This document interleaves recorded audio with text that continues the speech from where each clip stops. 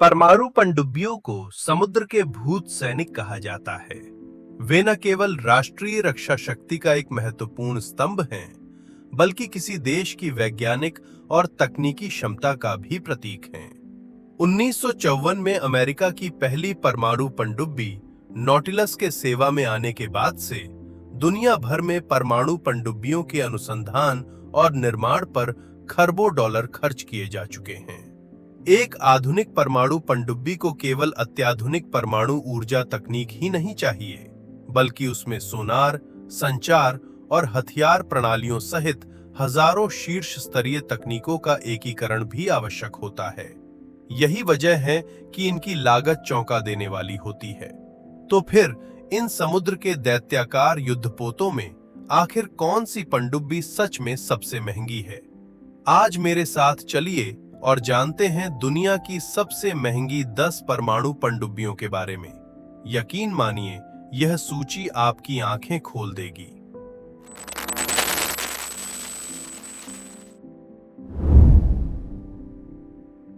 बीसवीं सदी के 1970 के दशक में जन्मी यह अमेरिकी नौसेना की मुख्य शक्ति न केवल गति, गोपनीयता और मारक क्षमता के बीच संतुलन को सफलतापूर्वक एक साथ लाने में कामयाब रही, बल्कि परमाणु ऊर्जा तकनीक और सैन्य इंजीनियरिंग के सार को भी चरम स्तर तक पहुंचा दिया, जिससे यह नौसैनिक इतिहास में एक तकनीकी दिग्गज बन गई। समय को 1972 में लौटाएं। उस समय अमेरिका शीत युद्ध के दौर में था और नौसेना के उपकरणों को तत्काल अद्यतन करने की आवश्यकता थी। इसी दौरान अमेरिकी नौसेना ने एक वास्तविक बहुउद्देशीय परमाणु पनडुब्बी विकसित करने का निर्णय लिया।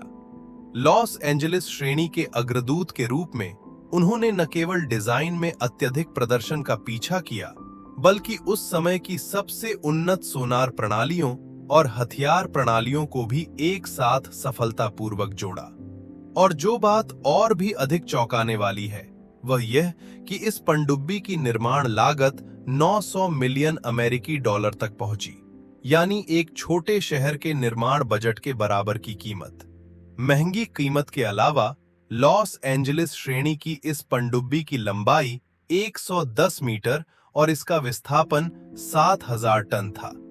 उस समय की परमाणु पनडुब्बियों में ऐसा आकार वास्तव में शीर्ष स्तर का माना जाता था।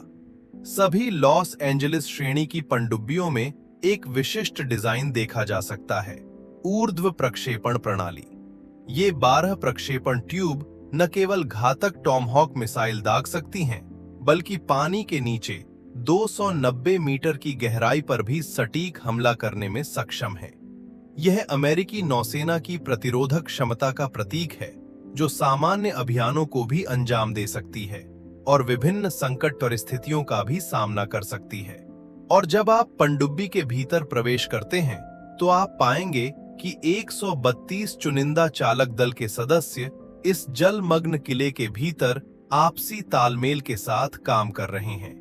अमेरिकी नौसेना के लिए प्रत्येक लॉस एंजलिस श्रेणी की पनडुब्बी केवल एक हथियार मंच नहीं है, बल्कि समुद्री शक्ति के प्रदर्शन का प्रतीक भी है और समुद्री प्रभुत्व बनाए रखने की एक महत्वपूर्ण गारंटी भी है। लॉस एंजलिस श्रेणी की मूल बढ़त उसकी बहुउद्देशीय क्षमता में निहित है। वह न केवल पनडुब्बी रोधी और जहाज रोधी अभियानों को अंजाम दे सकती है, बल्कि खुफिया संग्रह और विशेष अभियानों के समर्थन जैसे विविध कार्य भी कर सकती है। यही सर्वांगीण विशेषता लॉस एंजलिस श्रेणी को विभिन्न समुद्री युद्ध परिदृश्यों में सहज रूप से प्रभावी बनाती है। यह श्रृंखला 1972 से 1996 के बीच कुल 62 पनडुब्बियों के निर्माण के साथ परमाणु पनडुब्बियों की निर्माण संख्या का रिकॉर्ड बनाती है। आज भी अमेरिकी नौसेना के पास 24 लॉस एंजलिस श्रेणी की पनडुब्बियां सक्रिय सेवा में हैं और वे अब भी अमेरिकी नौसेना की जलमग्न शक्ति की रीढ़ बनी हुई हैं। अकुला श्रेणी की पनडुब्बी शीत युद्ध की स्मृतियों को संजोए हुए सोवियत संघ की एक किंवदंती है। इसे केवल एक पनडुब्बी कहना पर्याप्त नहीं होगा, बल्कि यह सोवियत नौसेना की शक्ति का अंतिम प्रतिनिधि थी। परमाणु पनडुब्बियों की चोटी मानी जाने वाली यह जलमग्न दानव अपने सेवा काल में पश्चिमी देशों को भयभीत करती थी और आज भी नौसैनिक इतिहास में एक गहरी छाप छोड़ चुकी है। जब आप जहाज गोदी के पास खड़े होकर इस विशालकाय संरचना को देखते हैं, तो इसका 110 मीटर लंबा शरीर किसी को भी स्तब्ध कर देने के लिए पर्याप्त है। इसकी 13.5 मीटर चौड़ाई और 13,000 टन का विस्थापन मानो चुपचाप अपनी अपार शक्ति की कहानी सुना रहा हो। अकुला श्रेणी की सबसे प्रभावशाली विशेषता उसके प्रदर्शन मानक हैं। 500 मीटर की अधिकतम गोताखोरी क्षमता इसे गहरे समुद्र में सहज रूप से संचालन करने देती है। 8 टॉर्पीडो प्रक्षेपण ट्यूब और 40 टॉर्पीडो की प्रचंड मारक क्षमता इसे नाम के अनुरूप एक वास्तविक जलमग्न शस्त्रागार बनाती है। 73 चुनिंदा सदस्यों से बनी यह टीम 1.55 अरब अमेरिकी डॉलर की लागत वाली इस समुद्री किले को नियंत्रित करती है। निर्माण संख्या के लिहाज से भी अकुला श्रेणी ने एक चौंकाने वाला रिकॉर्ड बनाया। 1984 में पहली पनडुब्बी के सेवा में आने के बाद सोवियत संघ ने कुल 15 ऐसी विशाल पनडुब्बियां बनाईं। शीत युद्ध की समाप्ति के बाद इन पनडुब्बियों का भविष्य भी काफी नाटकीय रहा। वर्तमान में इनमें से 10 अब भी रूसी नौसेना में सक्रिय सेवा में हैं और इनमें से एक भारतीय नौसेना की शान बन चुकी है, जो इस पनडुब्बी वर्ग के सीमाओं से परे प्रभाव को दर्शाती है। यह भी उल्लेखनीय है कि अकुला श्रेणी की डिजाइन अवधारणा का प्रभाव दूरगामी रहा है। इसने न केवल आधुनिक परमाणु पनडुब्बियों के कई मानकों को स्थापित किया, बल्कि बाद की पनडुब्बी डिजाइनों के लिए भी बहुमूल्य अनुभव प्रदान किया। आज दुनिया के कई देशों की पनडुब्बी डिजाइनों में अकुला श्रेणी की झलक देखी जा सकती है। विशेषज्ञों के आकलन के अनुसार आज के समय में जब नौसैनिक उपकरण तेजी से विकसित हो रहे हैं, तब भी अकुला श्रेणी पर्याप्त युद्ध क्षमता बनाए हुए है। इसकी उन्नत सोनार प्रणाली, उत्कृष्ट शांत संचालन क्षमता और शक्तिशाली हथियार प्रणाली इसे नौसेना की युद्ध शक्ति का एक महत्वपूर्ण हिस्सा बनाती हैं।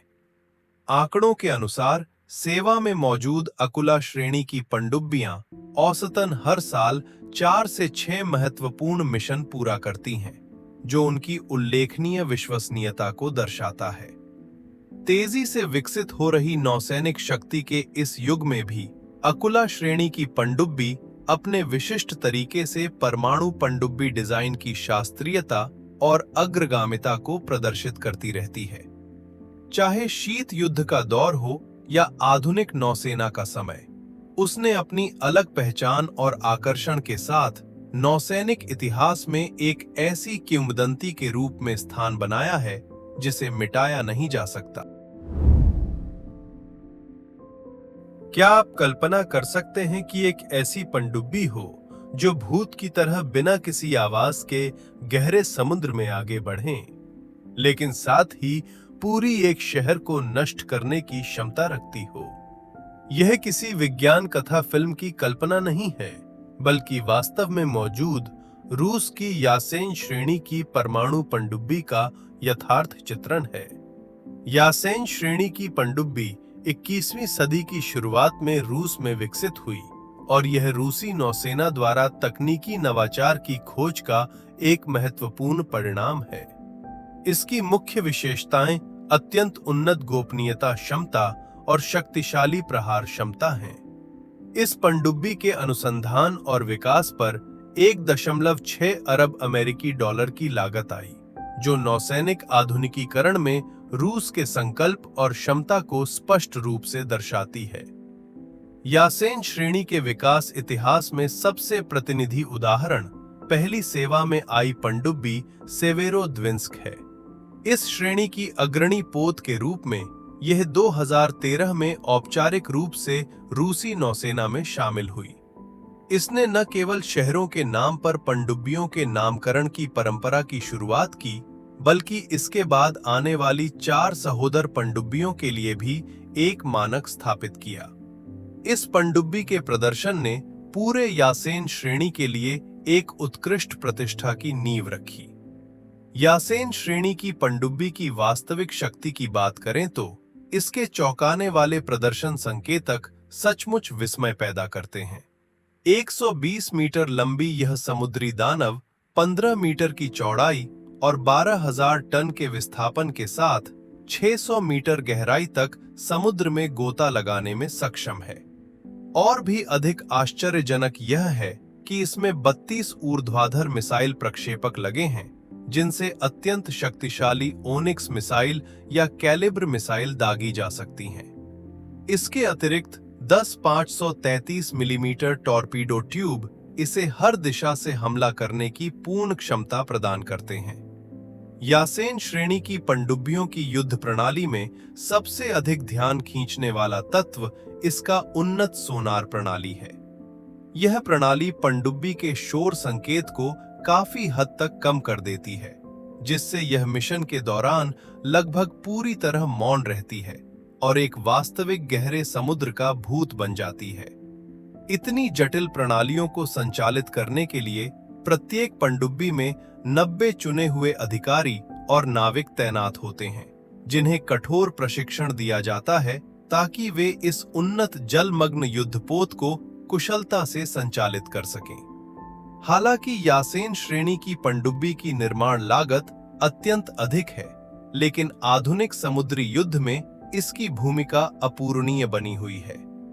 यह पनडुब्बी न केवल सैन्य प्रौद्योगिकी के उच्चतम स्तर को दर्शाती है, बल्कि नौसैनिक शक्ति निर्माण में किसी देश की समग्र क्षमता को भी प्रतिबिंबित करती है। इसकी मौजूदगी ने समुद्री युद्ध क्षेत्र में शक्ति संतुलन को मूल रूप से बदल दिया है। आज भी यासेन श्रेणी की पनडुब्बियां दुनिया की सबसे उन्नत परमाणु पनडुब्बियों में गिनी जाती हैं। वे न केवल सैन्य तकनीक के शिखर का प्रतिनिधित्व करती हैं, बल्कि समुद्री अन्वेषण और सैन्य तकनीकी नवाचार में मानव उपलब्धियों का भी प्रतीक है। चाहे इसकी सूक्ष्म डिजाइन हो या इसकी शक्तिशाली युद्ध क्षमता, यह आधुनिक नौसैनिक उपकरणों के विकास की सीमाओं और भविष्य की दिशा को स्पष्ट रूप से दर्शाती है।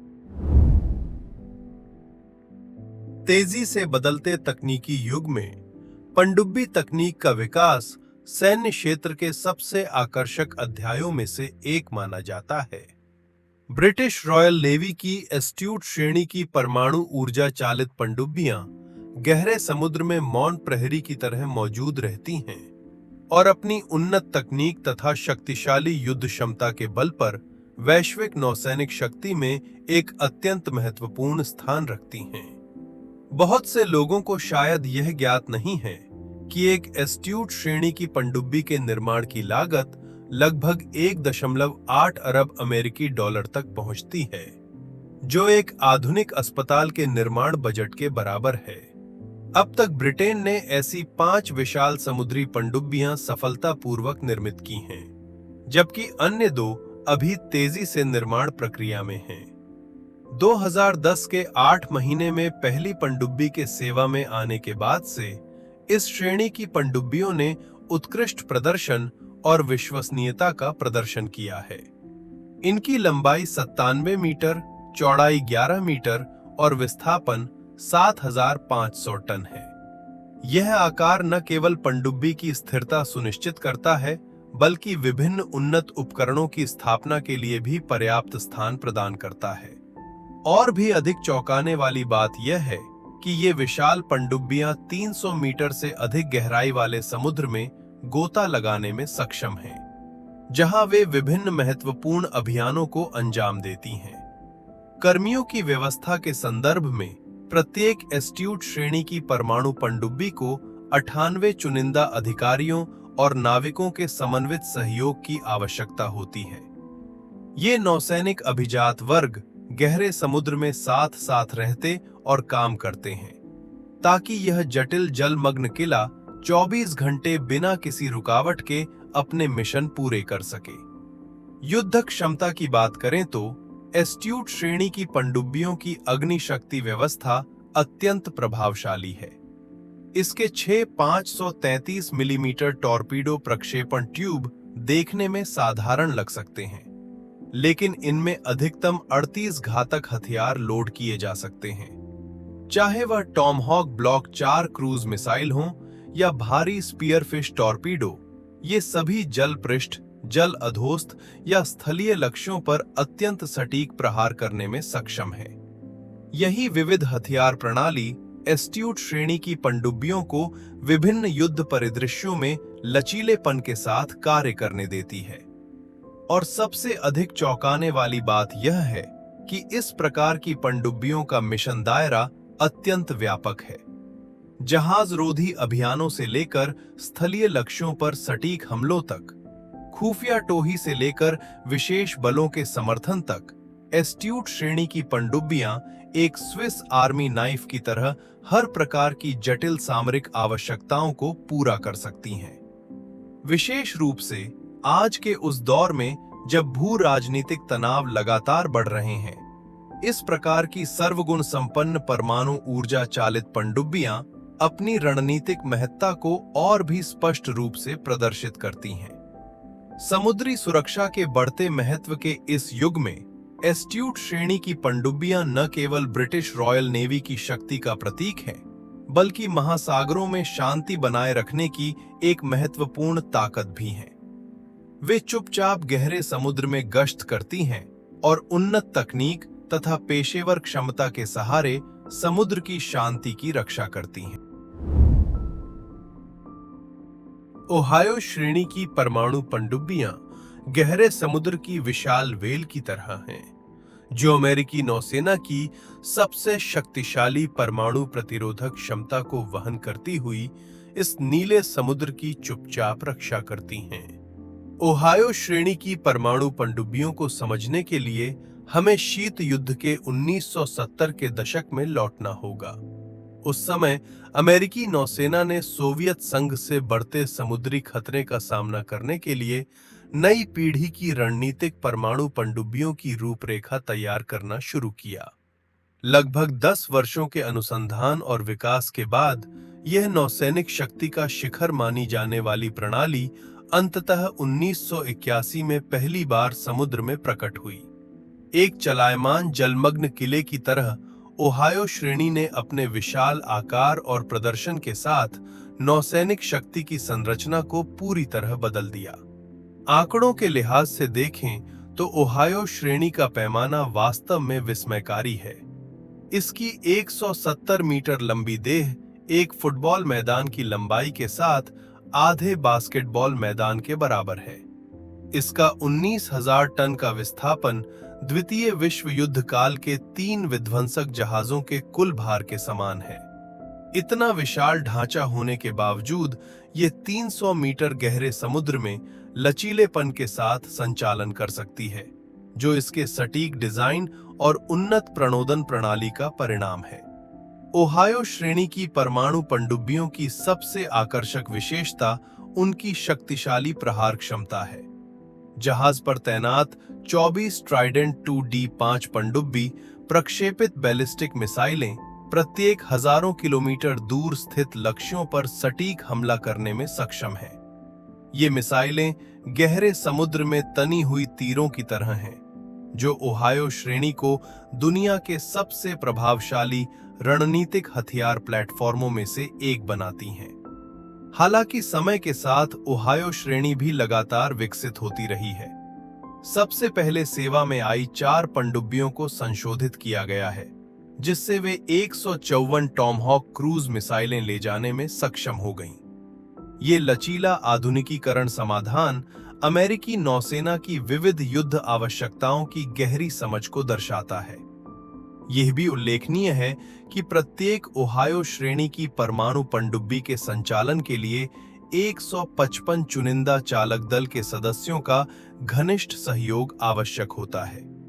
ये नौसैनिक अभिजात वर्ग महीनों तक पानी के नीचे निरंतर गश्त कर सकते हैं और प्रतिरोध व तत्परता से जुड़े मिशनों को अंजाम देते हैं।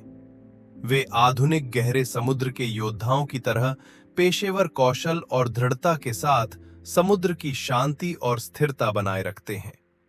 आज के इस तेजी से बदलते युग में भी ओहायो श्रेणी की परमाणु पनडुब्बियां अमेरिकी नौसेना की रणनीतिक शक्ति की रीढ़ बनी हुई हैं।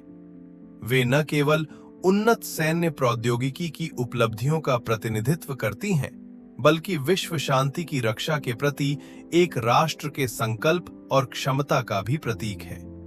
18 पनडुब्बियों से बना ये बेड़ा आने वाले समय में भी गहरे महासागरों में अपना महत्वपूर्ण दायित्व निभाता रहेगा।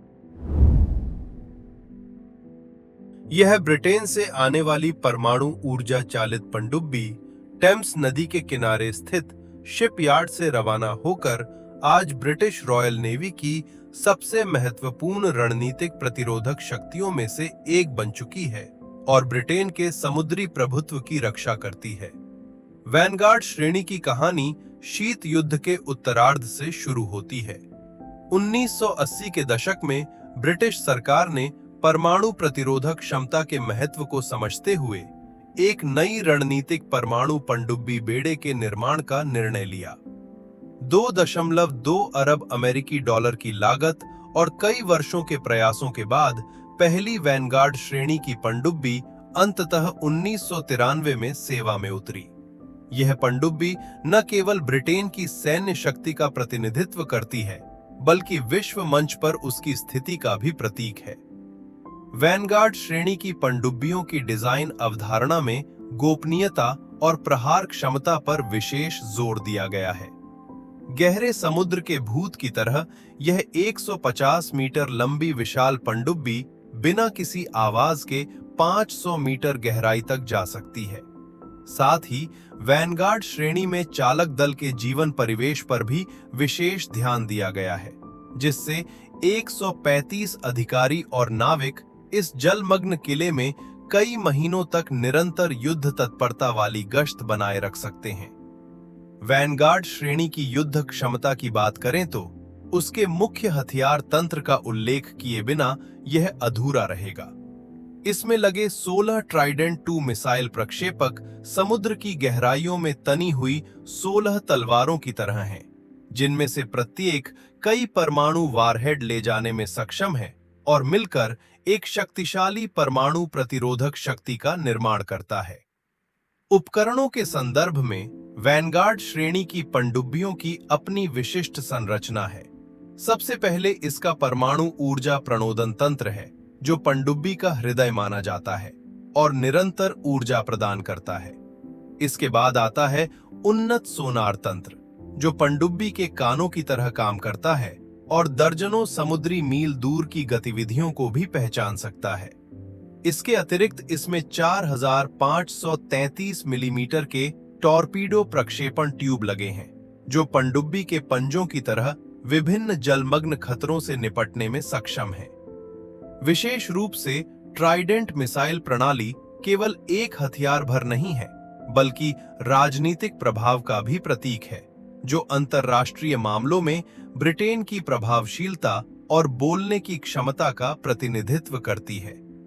इस पनडुब्बी में हम तकनीक और रणनीति का एक संतुलित मेल देखते हैं और यह भी देखते हैं कि कोई देश किस प्रकार वैज्ञानिक और तकनीकी शक्ति के माध्यम से अपनी सुरक्षा और विश्व शांति के बीच संतुलन बनाए रखता है। निरंतर तकनीकी नवाचार और वास्तविक अभ्यासों के माध्यम से वैनगार्ड श्रेणी की पनडुब्बियां आधुनिक नौसैनिक शक्ति के विकास की दिशा को प्रदर्शित करती हैं और समुद्री महाशक्ति की क्षमता का एक महत्वपूर्ण प्रतीक बन चुकी हैं। समुद्र की गहराइयों का भूत कहे जाने वाला ये उन्नत हथियार न केवल अमेरिकी नौसेना की अत्याधुनिक तकनीक का प्रतिनिधित्व करता है, बल्कि आधुनिक नौसैनिक युद्ध की शैली को बदलने वाली एक महत्वपूर्ण शक्ति भी है। वर्जीनिया श्रेणी की परमाणु पनडुब्बी की उत्पत्ति शीत युद्ध के उत्तरार्ध तक जाती है। उस समय अमेरिकी नौसेना एक गंभीर चुनौती का सामना कर रही थी, यानी रक्षा बजट में कटौती करते हुए भी नौसेना की मजबूत शक्ति को कैसे बनाए रखा जाए। इसी पृष्ठभूमि में सीवुल्फ श्रेणी की पनडुब्बियों के पूरक और विकल्प के रूप में वर्जीनिया श्रेणी सामने आई। इस योजना ने न केवल लागत की समस्या को हल किया, बल्कि नई पीढ़ी की परमाणु पनडुब्बियों के लिए एक नई शुरुआत भी की। वर्जीनिया श्रेणी की सफलता का श्रेय general dynamics electric boat company के नवोन्मेषी डिजाइन को जाता है। इस कंपनी ने क्रांतिकारी रूप से मॉड्यूलर निर्माण पद्धति अपनाई, जिससे निर्माण लागत को पहले की सी वुल्फ श्रेणी के लगभग 5 अरब अमेरिकी डॉलर से घटाकर 2.8 अरब अमेरिकी डॉलर तक लाया गया और साथ ही युद्धक प्रदर्शन में भी सुधार किया गया। ये क्रांतिकारी डिजाइन अवधारणा आधुनिक युद्धपोत निर्माण के लिए एक नया मानक बन गई। आज के समय में वर्जीनिया श्रेणी की परमाणु पनडुब्बियां वैश्विक नौसैनिक शक्तियों में एक अत्यंत महत्वपूर्ण भूमिका निभा रही हैं। 115 मीटर लंबा ये विशाल जलमग्न युद्धपोत अपने 8000 टन के विस्थापन और 500 मीटर की अधिकतम गोताखोरी गहराई के बल पर दुनिया के प्रमुख महासागरों में सहज रूप से गश्त कर सकता है। विशेष रूप से उल्लेखनीय इसका युद्धक तंत्र है। इसमें लगे 12 ऊर्ध्व प्रक्षेपण प्रणालियां टॉम हॉक क्रूज मिसाइल दागने में सक्षम हैं, जबकि 4533 मिलीमीटर टॉर्पीडो प्रक्षेपण ट्यूब पनडुब्बी रोधी अभियानों में अत्यंत प्रभावी हथियार माने जाते हैं। यही हथियार प्रणालियां वर्जीनिया श्रेणी को एक वास्तविक समुद्री शिकारी बनाती हैं। यदि शीत युद्ध काल की परमाणु पनडुब्बियां मुख्यतः प्रतिरोध पर केंद्रित थीं, तो वर्जीनिया श्रेणी ने बहुउद्देशीय अभियानों के एक नए युग की शुरुआत की। ये न केवल पारंपरिक पनडुब्बी रोधी कार्य कर सकती है, बल्कि खुफिया जानकारी एकत्र करने और विशेष बलों के समर्थन जैसे विविध मिशन भी अंजाम दे सकती है। गौर करने वाली बात यह है कि 135 चुनिंदा चालक दल के सदस्यों से बनी टीम इस विशाल युद्धपोत को अत्यधिक लचीलापन और नियंत्रण क्षमता प्रदान करती है। हालांकि वर्जीनिया श्रेणी के विकास के दौरान चुनौतियां भी सामने आई हैं। उदाहरण के तौर पर निर्माण लागत में लगातार वृद्धि और नई पनडुब्बी रोधी तकनीकों से उत्पन्न खतरे इस परियोजना पर दबाव डालते रहे हैं। मूल रूप से 30 पनडुब्बियों के निर्माण की योजना को बढ़ाकर 66 तक किए जाने की संभावना पर विचार किया गया है, जो न केवल अमेरिका की औद्योगिक क्षमता की परीक्षा लेता है, बल्कि बजट की सीमाओं को भी कड़ी चुनौती देता है।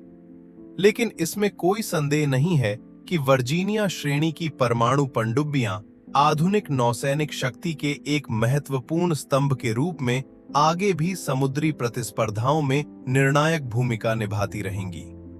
अत्याधुनिक तकनीक और सामरिक नवाचारों का संगम लिए ये जलमग्न बल समुद्र की गहराइयों में एक मूक शिकारी की तरह समुद्री सुरक्षा की अंतिम रक्षा पंक्ति की निगरानी करता रहेगा। मानव इतिहास में अब तक बनाई गई सबसे विशाल पनडुब्बी के रूप में टाइफून श्रेणी की परमाणु पनडुब्बी समुद्र की गहराइयों में विचरती एक विशाल वेल की तरह है। अपने चौंकाने वाले 48,000 टन के विस्थापन के साथ इसने शीत युद्ध के दौर में गहरे समुद्र में एक दंत कथा रची। इस समुद्री दानव की उत्पत्ति 1981 में हुई। उस समय सोवियत संघ ने अमेरिका का मुकाबला करने के लिए लगभग 3 अरब अमेरिकी डॉलर की भारी लागत लगाकर पहली टाइफून श्रेणी की पनडुब्बी दिमित्री दोनस्कोय का निर्माण किया। एक चलायमान जलमग्न किले की तरह इस प्रकार की पनडुब्बी का आकार अविश्वसनीय है। इसकी 175 मीटर लंबाई इतनी है कि उसमें 2 बोइंग 737 यात्री विमान समा सकते हैं, जबकि 23 मीटर की चौड़ाई सामान्य पनडुब्बियों से कहीं अधिक है।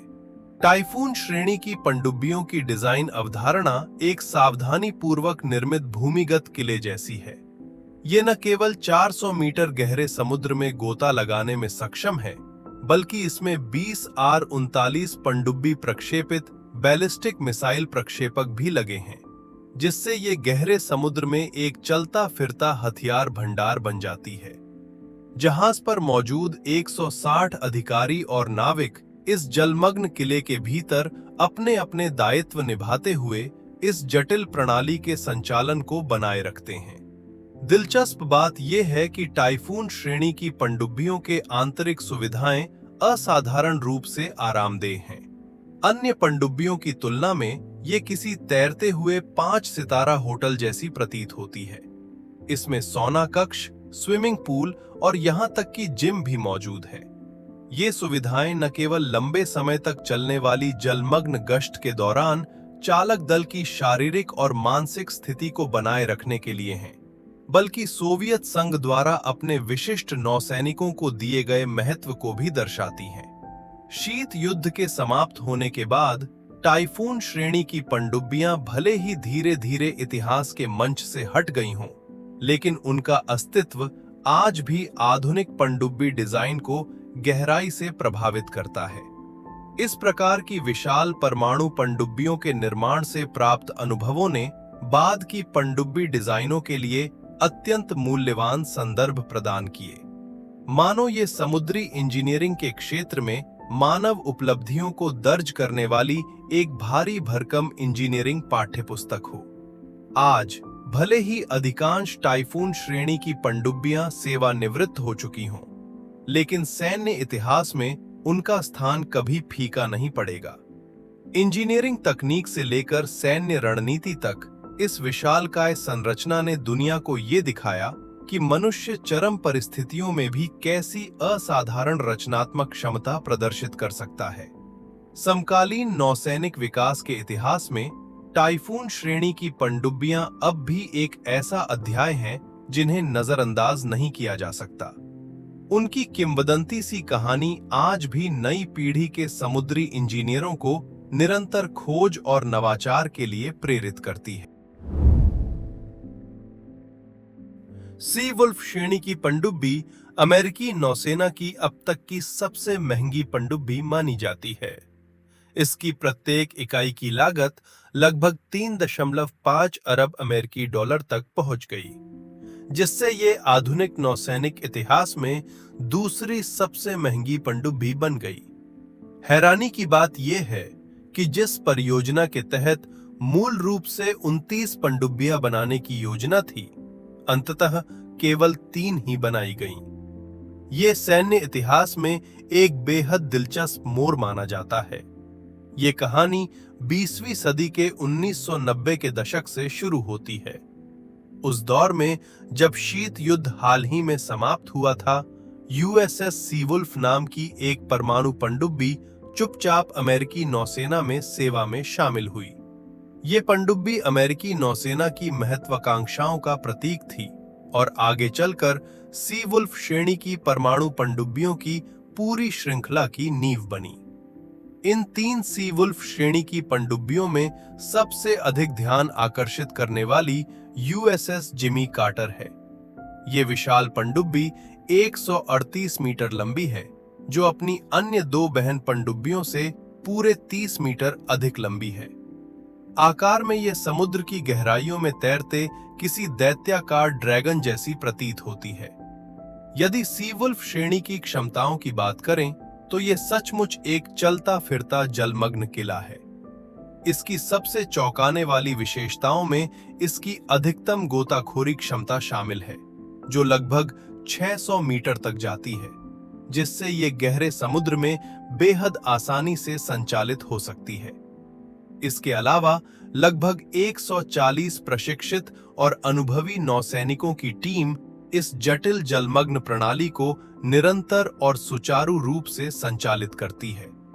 सबसे महत्वपूर्ण बात इसकी हथियार प्रणाली है। इसके 8 टॉर्पीडो प्रक्षेपण ट्यूब, जिनका व्यास 660 मिलीमीटर है, किसी विशाल समुद्री दानव के दांतों जैसे हैं। इसके साथ मौजूद 50 टॉमहॉक क्रूज मिसाइलें इसके तेज पंजों की तरह काम करती हैं। इनके अलावा हार्पून एंटी शिप मिसाइलें और MK-44 टॉर्पीडो इसे गहराइयों में लगभग अपराजेय बना देते हैं। लेकिन आज की अंतर्राष्ट्रीय परिस्थितियों में सीवुल्फ श्रेणी की पनडुब्बियों को भी गंभीर चुनौतियों का सामना करना पड़ रहा है। अत्यधिक निर्माण लागत, और रखरखाव खर्च ने अमेरिकी नौसेना को अपनी पनडुब्बी निर्माण रणनीति पर दोबारा सोचने के लिए मजबूर कर दिया। यही कारण है कि शुरुआत में प्रस्तावित 29 पनडुब्बियों की विशाल योजना अंततः सिमटकर केवल 3 पनडुब्बियों तक रह गई। फिर भी इन चुनौतियों के बावजूद सीवुल्फ श्रेणी की पनडुब्बियां आज भी अमेरिकी नौसेना की सबसे शक्तिशाली और प्रभावशाली हथियार प्रणालियों में से एक बनी हुई हैं। वे न केवल अत्याधुनिक सैन्य तकनीक का प्रतिनिधित्व करती हैं, बल्कि समुद्री रणनीति में एक राष्ट्र के संकल्प और सामर्थ्य का भी प्रतीक हैं। गहरे समुद्र में छिपे ये विशाल जलयान चुपचाप समुद्र की शांति और सुरक्षा की निगरानी करते रहते हैं। ले त्रियोफा श्रेणी की परमाणु पनडुब्बी केवल फ्रांस की अत्याधुनिक सैन्य तकनीक की चरम सीमा का प्रतीक ही नहीं है, बल्कि आज की वैश्विक नौसैनिक शक्ति के रणनीतिक संतुलन को भी गहराई से प्रभावित करती है। वर्तमान में इस श्रेणी की प्रत्येक परमाणु पनडुब्बी की निर्माण लागत लगभग 4 अरब अमेरिकी डॉलर तक पहुंच चुकी है और इसके अलावा इस शीर्ष स्तरीय परमाणु पनडुब्बी की क्षमताएं भी बेहद चौंकाने वाली हैं। लगभग 14,000 टन के विस्थापन वाले इस विशाल ढांचे से लेकर 400 मीटर से अधिक गहराई तक गोता लगाने की क्षमता तक हर पहलू मानव सैन्य औद्योगिक क्षमता की चरम उपलब्धि को दर्शाता है। ले त्रियोफा श्रेणी की कहानी 20वीं सदी के 1990 के दशक से शुरू होती है। वर्ष 1997 में इस श्रेणी की पहली पनडुब्बी ने फ्रांसीसी नौसेना में आधिकारिक रूप से सेवा में प्रवेश किया और फ्रांस की रणनीतिक परमाणु पनडुब्बी शक्ति के एक नए अध्याय की शुरुआत हुई। इस पनडुब्बी की डिजाइन अत्यंत दूरदर्शी है, जिसकी लंबाई 138 मीटर और चौड़ाई 12 मीटर है और यह एक चलते फिरते जलमग्न किले की तरह प्रतीत होती है। आज तक के विकास के साथ ले त्रियोफा श्रेणी की परमाणु पनडुब्बी अब केवल एक युद्धपोत नहीं रही, बल्कि एक पूर्ण जलमग्न युद्ध प्रणाली बन चुकी है।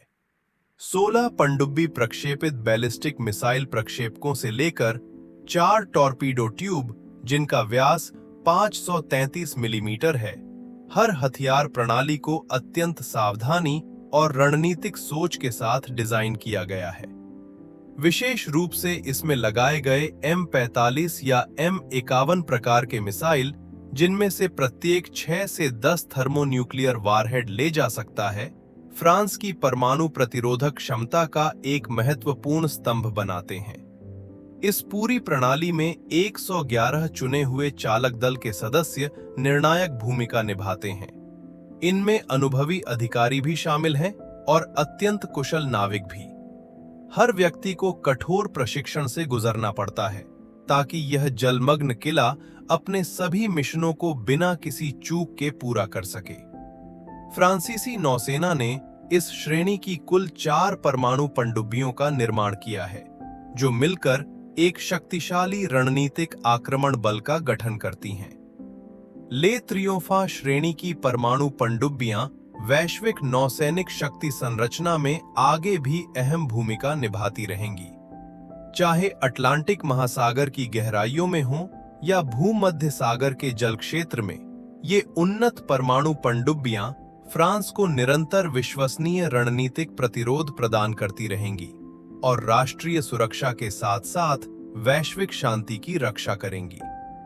लगभग 4 अरब अमेरिकी डॉलर की लागत से निर्मित यह समुद्र के नीचे का दैत्य ताइपे 101 गगनचुंबी इमारत से तुलना करें तो, जिसकी निर्माण लागत लगभग 1.3 अरब अमेरिकी डॉलर थी, उससे करीब 3 गुना अधिक महंगा है। ये वास्तव में एक चलता फिरता समुद्र तल का छोटा शहर है। ये न केवल सैन्य तकनीक के क्षेत्र में फ्रांस की असाधारण उपलब्धियों को दर्शाता है, बल्कि दुनिया की सबसे महंगी परमाणु पनडुब्बी के रूप में निस्संदेह पहले स्थान पर काबिज है। तो दोस्तों, यही था आज की इस वीडियो का पूरा कंटेंट। आज हमने दुनिया की सबसे महंगी 10 परमाणु पनडुब्बियों के बारे में बात की। इनमें से कौन सी पनडुब्बी आपको सबसे ज्यादा यादगार लगी? अपनी राय नीचे कमेंट सेक्शन में जरूर साझा करें। अगर आपको यह वीडियो पसंद आया हो तो लाइक करना, सब्सक्राइब करना और इसे अपने दोस्तों के साथ शेयर करना न भूलें। आपका बहुत बहुत धन्यवाद और अगली वीडियो में हम फिर मिलेंगे और भी ज्यादा दिलचस्प जानकारी के साथ।